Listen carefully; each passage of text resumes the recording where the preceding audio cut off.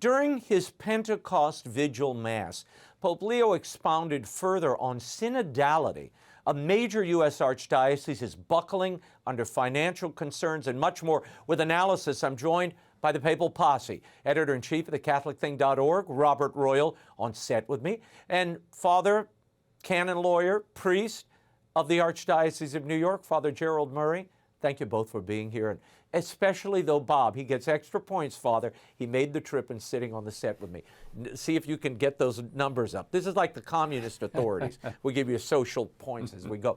I want to start with Pope Leo's Pentecost Vigil Mass, in which he continued to expound on synodality and where his mind is. He mentioned this a number of times. I want to get your reaction. Here's the bite. The word synodality speaks to us of the road ahead. For where there is the Spirit, there is movement, a journey to be made. We are a people on the move. This does not set us apart, but unites us to humanity, like the yeast in the mass of dough that causes it to rise. Father, your thoughts on the Pope's words here. Is synodality evolving under Leo? And how does that compare to Paul VI's vision of bishops, synod of bishops that he created? Well, it's not clear, Raymond, exactly where Pope Leo wants to take synodality. The fact that he returns to this theme of the church on the move, that we're journeying, that was Pope Francis's analogy for the synod on synodality, that we're, walking together and accompanying. My big question always is, where are we walking and why are we going there? And the important thing to remember, of course, that the synod already exists, and the process was interrupted by Pope Francis's death, but now it's back on track. So there are a couple of things they're waiting for. One is the expert committee reports, which were due by June, which are going to answer a lot of questions about what exactly the synod specifically recommends. And then secondly, the synod decided to not have another synod in 2028, but rather to have an ecclesial assembly. And it's very vague about what it's going to consist of. Even the synod office didn't say specifically, but it looks like it's going to be a sort of jamboree, lay people, bishops, clergy, all kind of mixed into three different groups that are all going to be equal. So is that what synodality means, where lay people and priests are on par with the bishops? I hope not, because Paul VI never had that idea. For him, the synod of bishops is bishops helping the Pope. Pope Leo went on, Bob, to say this: God created the world so that we may all live as one. Synodality is the ecclesial name for this. It demands that we each recognize our own poverty, our own riches, that we feel part of the greater whole, apart from which everything withers, even the most original and unique of charisms. Bob, in what sense is synodality now a synonym for unity? I mean, is Pope Leo further muddying the waters here, or is he attempting to clarify what Pope Francis really meant? Well, look, we're very early on in this pontificate right now, and we know that he's decided that he is going to continue to use that term, synodality. So in some ways, I think his language is clearer about what he intends this to be. In other ways, it kind of continues that vagueness that it's everything, and because it's everything, it's also nothing at the same time. I think what we really need to do is to wait and see what he's going to do concretely. Father mentioned, for example, these study groups. They're due this month. We're already midway through June at this point. Is he receiving them? Has he told these people to put them on ice for the time being? So when we begin to see what he's going to do, is he going to receive them? Is he going to publicize them? Is he going to talk about them? I think then we'll have a more concrete idea of what he wants. Now, there's general language about, we're all, God intended us all to live together. Of course, that's true. The problem is we don't. And how do we overcome the sinfulness and fallenness of the world? Yes, we have this aspiration toward a unity with others, to be able to dialogue with others. But I don't recall synodality being the definition of unity in the church. Yeah, and look, I mean, historically, synodality in the East means kind of a governing body. Yeah. So Father is right to bring up, are we going to continue down this path where lay people and ordained clerics are going to be in some kind of vague relationship with one another? It's not democracy, it's not a parliament, but it kind of seems like one, and there are votes taken, and So we need to see some concrete action. Yeah. Jens, at another point in the homily, Pope Leo had this to say about the Holy Spirit and the breaking down of walls. Quote, "Let us invoke the spirit of love and peace that he may break open borders, break down walls, dispel hatred, and help us to live as children of our one Father who is in heaven. May the strong wind of the Spirit come upon us and within us, open the borders of our hearts, grant us the grace of encounter with God, enlarge the horizons of our love, and sustain our efforts to build a world in which peace reigns." Father, Pope Leo spoke repeatedly about the Holy Spirit opening borders. Given the tensions and the violence, even the riots we're seeing in LA, do you think the Pope was wading into some kind of geopolitical water here, or is this a spiritual analogy?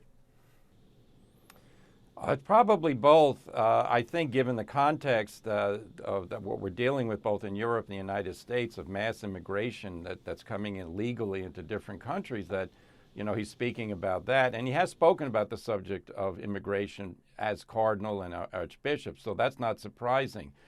The issue, though, of course, the premise, are walls an obstacle to peace or not? And in many ways, walls are a condition of peace. Because unless you have friendly neighbors, like between the U.S. and Canada where there is no wall, you do need a wall. Look at North and South Korea. North Korea invaded South Korea in the early 50s, and they've been threatening to do it ever since. What stops them? The demilitarized zone and the walls. So it's a good idea to have friendly neighbors and to cultivate friendship, but if you have to protect your country from a hostile force, a wall is a good first effort. You want to comment on that, Bob? I see you nodding. Yeah, I mean, look, there's the old Robert Frost, good fences make good neighbors. Yeah. If you have things defined very well, then people know where they stand, they know where they need to stop, they know where they come together. And also, I think about this, it's just a political non-starter right now. That practically speaking, sure, maybe he's worried that this is going to become an excessively nationalistic movement, and it could in some places. I mean, we've seen it in the past in history. But it simply is the case politically right now that countries have been thrown into crisis by the lack of borders being enforced. Yeah. The United States may be even a little less, as bad as it is for us, than most countries, even though it's created problems in all our major cities, New York, Chicago, LA, and whatnot. In Europe, for example, where you get mostly a Muslim illegal immigration coming in, England, France, Germany are all in crisis. Italy, which is a much poorer country than those others, they have to deal with large influxes of people who don't really fit into the culture. Look, you try to deal with this as best you can, but probably the best way to do it was not to allow this clash in the first place by enforcing the borders. Yeah. Pope Leo did speak specifically about politics when he said this, and I'll get your reactions.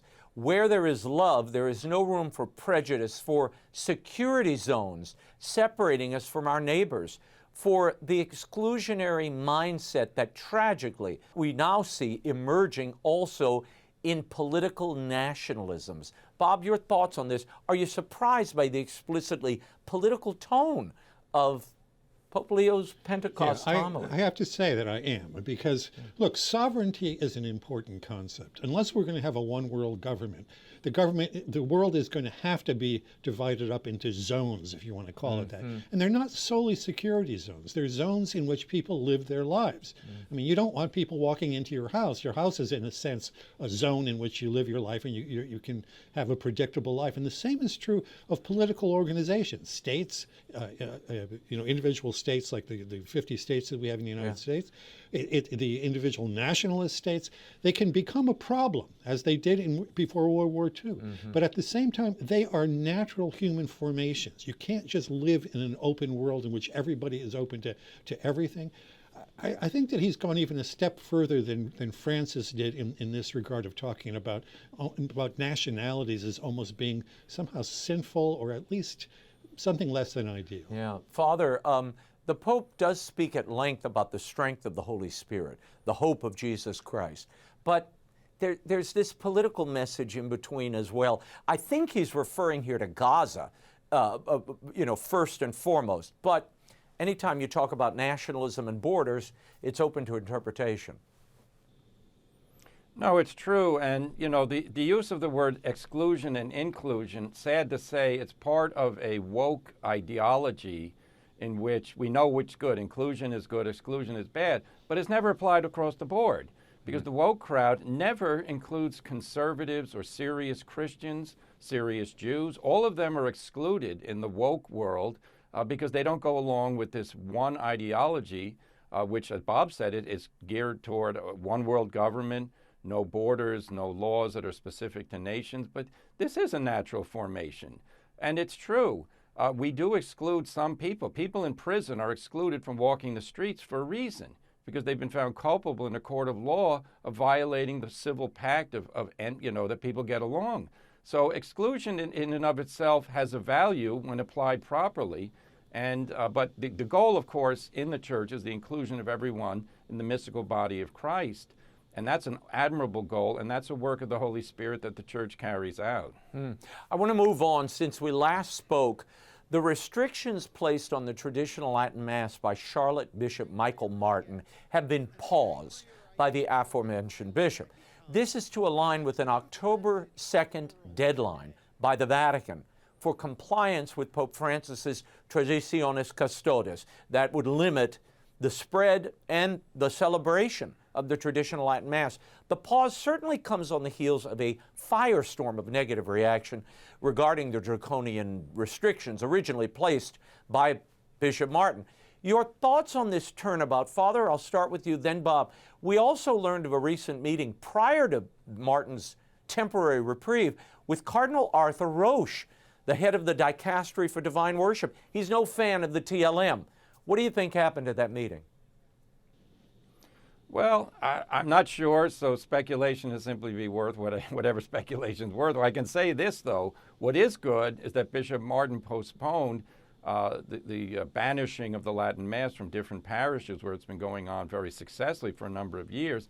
And in his communication, he also said that if the Holy See in the interim between now and October makes any changes to the provisions of Traditionis Custodes, of course the Diocese of Charlotte will go along with that.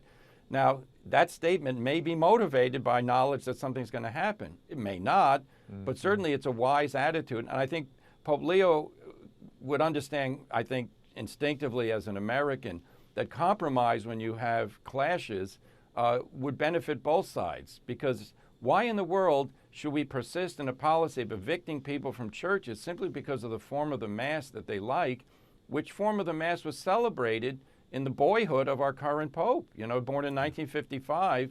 So when he went to his first Mass with his parents, it was a Latin Mass. Well, now he's Pope. I mean, did the Latin Mass an obstacle to the Christian life and his family? Of course not.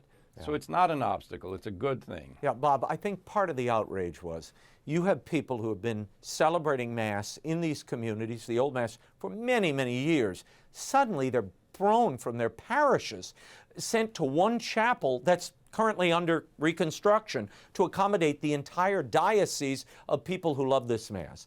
That seems a bridge too far. Yeah, and that chapel is 5,000 square feet, which is not a big area to accommodate a large group of people. Look, I've been talking with people who know that diocese well. They say that if you go to the seminary down there, it's really very much Latin oriented. The people seem to have gotten along. A lot of people have kind of written memoirs about how they've lived their lives there. You can always find a few extremists, in a group of any kind. And so when Bishop Martin came in, he just seemed to ignore all that. I mean, here we are, we're talking about synodality and listening to people and dialogue. Unity. And at the same time, you want to talk about exclusion, who's being excluded and sent to this, this faraway chapel. I always come back to Benedict's ideas about this. Benedict talked about mutual enrichment. He also talked about tolerating the largest diversity that the tradition, the authentic Orthodox tradition, will allow. He said that historically, people have mishandled these divisions in the church by trying to impose a unity where you could have a legitimate diversity within a larger unity. And I think that that's what ought to be happening down there. We'll see. I mean, I would like to think that this little teaser that maybe the rules will change by October. I still don't like that deadline is hanging up. Yeah, I don't either. And again, it's just a temporary pause. And as you said, if the Pope defines synodality as unity, and he's claiming, as he did in his homily, that it is national distinctions and wanting to put up barriers, that those are the causes of disunity. Here you have people of a common faith. I mean, we have Byzantine rites, we have Maronite rites, we have Greek Catholic rites. All of those exist. No one's having a war. We're unified in that. That is appropriate diversity. Yeah. And one would hope he gets and sees the sense of that and maybe moves on it. We'll talk about that in a minute. Following Bishop Martin's original restrictions, he also had he was joined by the new Archbishop of Detroit, who imposed his own restrictions, ceasing the celebration of the traditional Latin Mass after July 1st. So far, this order has not been rescinded. Father, the controversies over this further restrictions on a perfectly legitimate and licit form of Catholic liturgy are clearly not going away. Will Pope Leo be forced to rule on this? I don't think it'd be forced because he's the Roman pontiff, but I think he will see the wisdom that would come from calling together the different camps in the church and having a discussion and, really expressing why people are afraid of the old Mass and why people think that only the new Mass should be allowed. I think that would be a very fruitful decision on his part. If we want to talk about synodality, accompaniment of people who are being thrown out of their parishes should start with listening to them and taking seriously their arguments. And, I think the Latin Mass is beautiful. I've celebrated it many, many times. I can see no logic for the position that having the traditional Latin Mass in a diocesan parish church harms the unity of the faith and leads people astray. I think that assertion is false, in my opinion. And unfortunately, Pope Francis was of that mind because he viewed having the Latin Mass as something needing to be done away with. So I'd like we address those premises and conditions, and then, the Pope arrived at, I think, a good decision to benefit both sides. Yeah, Pope Francis believed that this was essentially grandstanding by holding on to the old rite and a protest against the new rite. That's how he framed it. That's how he saw it. Does this moment demand clarity and an intervention by the Pope? I really don't see how he's going to be able to avoid it. I mean, we had this rather harsh, regarding of people as backwardist. I mean, using a term for a Pope using a term like that for some of the most passionate believers in the Catholic Church, I think harmed.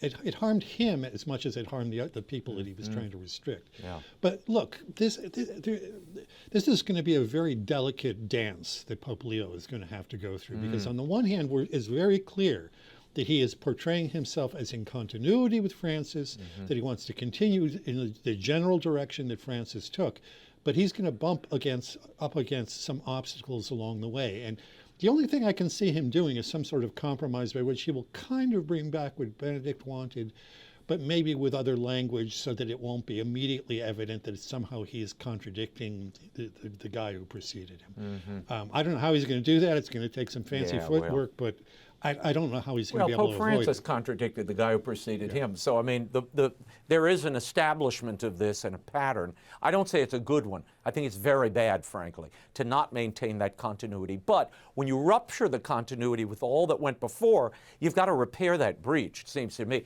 Gents, once again, we should mention Vatican II and what was actually called for by the Council. Latin was never intended to be banished from the liturgy. Far from it. Magdalen College writer-in-residence Anthony Esselin wrote an eloquent piece this week in the National Catholic Register titled, "Latin Belongs in the Liturgy." Father, weren't the liturgy wars already fought and won under JP2 and Benedict, not to mention Mother Angelica? Why does it seem like it's 1970 all over again?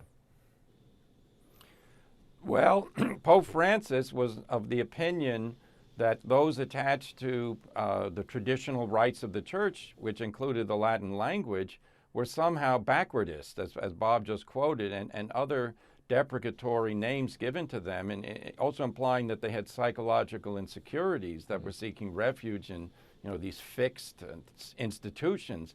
I think that's a very unkind and inaccurate way of characterizing people. Latin is the historical language of the Catholic Church, of the Latin Rite of the Catholic Church, which is the largest rite in the Church, and it's the law the language of canon law. All these great theologians, Augustine, Aquinas, they all wrote in Latin.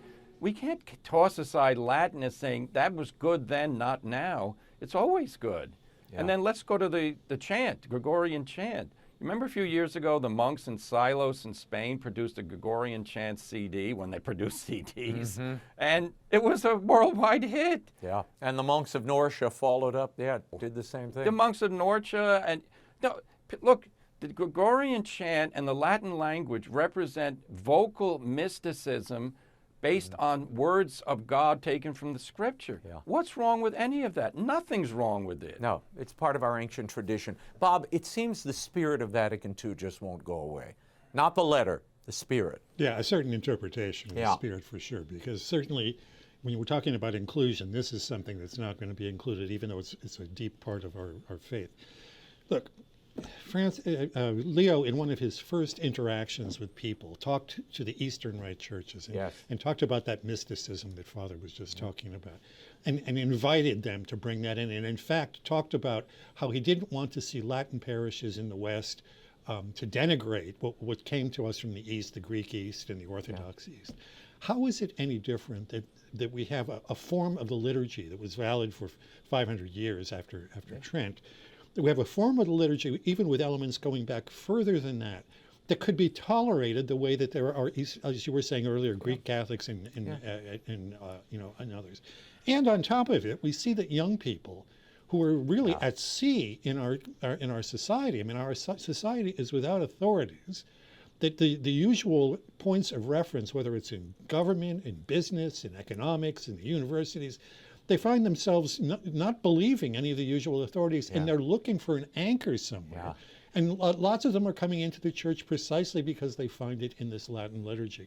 You can't ignore that dynamic. No. That is a living, growing part that the Spirit, I think, is inspiring. Yeah, this is a good transition to another story I have to get to. A Boston College Jesuit theologian, Father Mark Massa, has written a new book called Catholic Fundamentalism in America. In it, he takes to task a number of figures and movements in the American Catholic scene who he says have fought against modernizing trends in the American church and American culture. Here's a sample from a chapter titled The Old Time Religion in Alabama. Within very short order, EWTN, this is the quote, became one of the most powerful voices for American conservatism in both its political and cultural forms, as well as for traditionalist Catholicism, to some extent offering a much more accessible and plain-spoken version of the kind of culture warrior stance of higher-brow Catholic media voices like First Things and Crisis magazines. Charles Chaput, sometimes Archbishop of Philadelphia, and himself a culture warrior of impeccable credentials who served on EWTN's Board of Governors, famously noted how Mother Angelica's rhetorical style, variously described as plain-spoken or unlettered, depending on one's viewpoint, succeeded at a task that the nation's bishops themselves couldn't achieve. Father, I'll start with you. This Father Massa lumps in schismatic groups, Catholic magazines, church militant, and EWTN and Mother Angelica in the same pot. Your take on those included, and the Catholic fundamentalist label, Father, is the upholding of traditional Catholicism just a dog whistle for Catholic fundamentalism? Well, of course, Catholic fundamentalism is a slam word. It's associated with Protestant fundamentalism, which is an enemy of liberal Protestantism. But fundamentalism in the Catholic Church is a way to denigrate those who remain faithful to the doctrine of the Church and to the teaching, for instance, found in the Catechism of the Catholic Church. I'd like to ask Father Massa, is it fundamentalistic to believe everything that's written in the Catechism of the Catholic Church? Because if it's not fundamentalistic, what is it? Well, that's what we call steadfast in faith. And I would challenge him to cite anything on this network or in those magazines that he cited, which contradicts what the Catechism of the Catholic Church teaches. It doesn't. Now, the problem is, of course, he lives in a world that's been described as fluid modernity. You know, the Boston College Theology Department is quite liberal. They are in favor of changing doctrines of the faith. They sponsor conferences in that regard. Yeah. And they label, for instance, not ordaining women for them is labeled a violation of human rights. That's how they speak about it.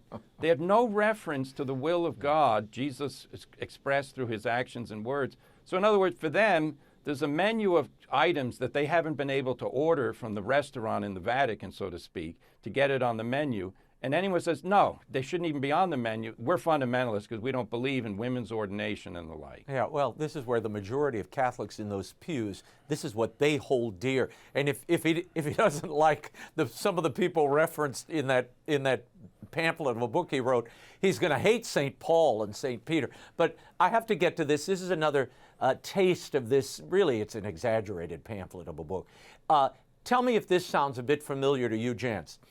Quote, "But even after Mother Angelica's retirement into monastic seclusion in 2001, EWTN continued its on-air denunciation of liberals in the church, arguably in an even more unnuanced style with Mother Angelica no longer on the scene. Indeed, the network's increasingly strident criticism of the Pope seemed quite consciously presented to undermine the collegiality that Francis was trying to establish in the Church. And the figure who emerged as the chief liberal hunter in EWTN's programming was Arroyo, who gathered a group around him that he himself labeled the Papal Posse." Bob, you're targeted. This is it. It's over. Father Massa has called you out. Your reaction to that? I mean, what's this liberal hunter stuff? Where is that? I wish we had that kind of posse. We don't. You're the chief liberal hunter, Raymond. That's Sarah, me. you could wear that around your neck. I rarely even use the term. Even on Fox, I don't use that term. You know why? It puts people in a box that I think they're not necessarily refined to. I hate the ideological split. It's not ideological, it's foundational. Yeah. Well, what do you believe? Listen, actually what I was going to say is, there's nothing wrong with fundamentals. As Father said, the Protestant fundamentalist movement, which started at the beginning of the 20th century, did so because liberal Protestantism was beginning to deny the virgin birth, the divinity of Christ, death on the cross, I mean, all those fundamental things that every Christian, every real Christian ought to believe. Right. And so there's nothing wrong with fundamentals. Obviously, if it becomes a kind of an ideology, that turns into something else. This book is so poorly put together. I read that section and I laughed when I read about you. But he seems to believe on the basis of, I don't know what, I think he mentions that he did a quick survey on YouTube. And he thinks that there's a group called the Papal Posse, not the three of us, but it includes Cardinal Burke, Cardinal Mueller, and others. If you look around this same passage, you'll see that it's a myriad group of malefactors. It's not just the Three Musketeers. The Posse lives free in their mind, and it's getting bigger. Yeah, so even just in terms of accurately representing who and what we are. Father rightly says, when you're sitting at Boston College Theology Department as a Jesuit theologian, maybe the world that you think of as fundamentalist is not quite as extremist to other people as you seem to find it. And let me tell you, Mother Angelica was a lot more fire-breathing than I've ever been. Ever. Just for the record, and any of us. Mother was, but she had the credibility to do that. She was a contemplative who spent hours before the Blessed Sacrament. She ran her religious community. She was a deeply committed sister in consecrated life. And the fullness of everything that she gathered in that contemplation is what the audience saw a little bit of. And when she turned on the fireworks, she only did it on rare occasions, but when she did it, Katie barred the door. Anyway, the book, this is amazing. This book by Father Massa was presented recently to Pope Leo. We have the picture of it by a Monsignor Liam Bergen, who I guess is a confrere. It's a nice photo, but your thoughts on the timing of this, Father? Do you think Pope Leo shares this Jesuit disdain for Catholic traditions? I hope not. I don't think he's given any indication of that. No, and I certainly... I the first thing we heard about Pope Leo was he's a good listener. Yeah. So, when you start hurling these slam word, disqualifying obloquies against priests and laymen who comment on the life of the church, you're revealing your weak hand. Because what you really need to be doing is examining the propositions that we defend on this air, and then refuting, showing us how we're wrong. They never do that. Yeah. Instead, they get into this mode, as you say, Bob, that there's some kind of conspiracy out there based on, a wrong approach to Catholicism. This isn't the case. I've been a priest 40 years now. In the seminary, we had the same discussions going on. The moral theology that was being presented after Vatican II was a complete betrayal of the Catholic moral theology taught always. And yet we're supposed to stand by and say, I guess you're right. Maybe Humanae Vitae was a mistake, Maybe we shouldn't, go after things that Jesus Christ himself did, such as when he said, if a man divorces his wife and marries another, he commits adultery. We shouldn't talk about that anymore. No. This network produces, by the way, why is it successful? As you just said, Mother Angelica was a faithful Catholic and people believed that she was. They saw it. That's why people like this network. This network presents Catholicism, not the latest theory du jour of theologians who find the New Testament an obstacle to their goals. And then look, and all we've done here is tried to clarify what's happening. And frankly, I am thrilled, I feel honored that the audience has let us take them through the chaos and confusion that we've all lived through. It was a great blessing for us to be able to do that and to bring it into your homes, into your lives. And I've heard from countless people, thank you all. It was a leveler for me. It calmed me because I knew I hadn't lost my mind or my faith. And it kept people in the faith. So, Father Massa, put that in your second edition, if there is one.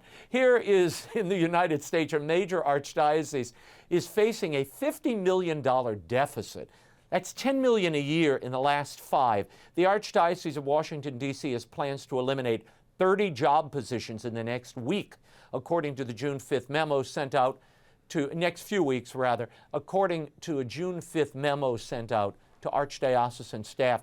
The brand new Archbishop of Washington, Cardinal Robert McElroy, called the Archdiocese financial woes crippling economic challenges to be faced in order to balance the budget by July 1st. Bob, McElroy attributes the financial issues to the COVID pandemic, the McCarrick scandal, as well as the slow U.S. economy. Your thoughts on this news, and where was McElroy's predecessor, Cardinal Wilton Gregory? Why didn't he address this economic emergency? I have asked some friends of mine who know money and know diocesan finances and that sort of thing, and they're very puzzled about this because according to the news reports that we've seen, up until last December, which is to say virtually on the eve of the arrival of Cardinal McElroy, no one had mentioned anything about this $10 million a year deficit for 5 years. So suddenly this comes out of nowhere. It's not unusual the diocese go into bankruptcy these days, often because of abuse payouts. There are other things. I live in the Arlington Diocese, which is just across the river here from Washington. We don't seem to have anything like that. So whatever COVID effect there is, it may be comparing apples and oranges because this is a city, and Arlington is a much more spread out part of Northern Virginia. But it just seems odd to me that those are the excuses. Sure, the McElroy, the McCarrick disaster must have discouraged a lot of donors here in Washington, D.C. But for this to go on for 4 or 5 years with no one hearing anything about it, and suddenly a new man comes in, and he probably sent some accountants in to look at what the finances were like, and suddenly this massive $50 million deficit exists. It's going to be very hard to dig out of this hole, even by firing large numbers of people. Father, I've got a minute left. You said it in the last segment about faith, the average faith of Catholic people. Is that what's to account for this drop in donations and financial solvency of some of these archdioceses? Is it a reaction to the people not being fed what they came for, or is it just a fallout of the sex abuse settlements? Well, it's partially that. It's also partially just the declining mass attendance percentage among Catholics, which is noted throughout the country. Let's also remind ourselves, the Archdiocese of Washington is a rather small archdiocese population-wise, and it had a large bureaucracy, and obviously they were dipping into savings over the last 5 years rather than make more cuts or do fundraising. So I think Cardinal McElroy was forced to act because he encountered a situation which can't go on. Now, the real question we have to all ask ourselves is, what is the purpose of a diocesan bureaucracy? And it's essentially works of pastoral care, education, and charity. So those are 3 main items that have to be looked at. And that's where you have to convince the people, look, the money you send us is not being spent on endless series of secretaries and administrators, but rather on delivering pastoral, educational, and charitable services. If you do that, you'll be able to raise money, but the first thing you got to do, stop losing $10 million a year, which you're financing out of your savings, because your savings are going to evaporate. Father Gerald Murray, Robert Royal, we will catch up with you on the podcast. I wanted to get to the Chinese bishop appointed by Pope Leo, also the Rupnik art pulled back. We will get into that on the podcast this week at Arroyo Grande. Thank you both for being here. For commentary from Robert Royal and Father Gerald Murray, visit thecatholicthing.org. Thank you both.